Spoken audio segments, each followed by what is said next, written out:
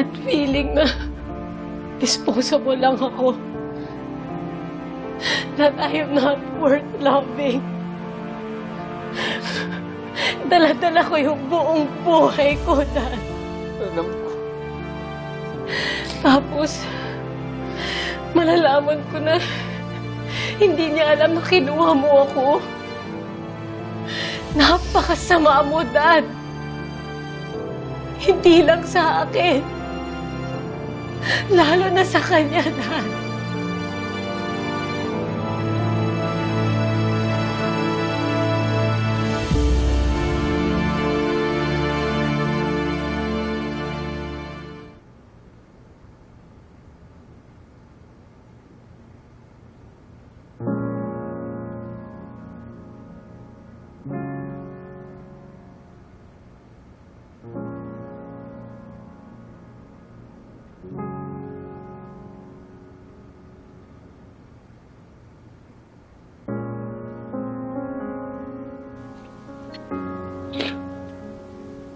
Nay,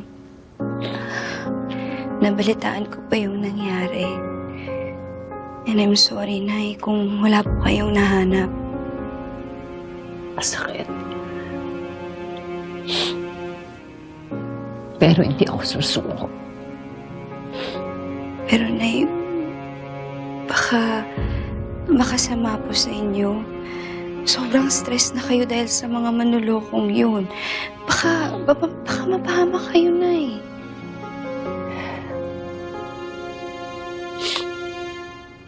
Kaya ko. Lalaban ako. Kakayanin ko para sa kakambal ni Tyrone. Pero, Nay, nandito naman ako. Ako na lang yung mahalin niyo bilang anak niyo, Nay. Willing naman ako gawin lahat, Nay, para mapasaya kayo.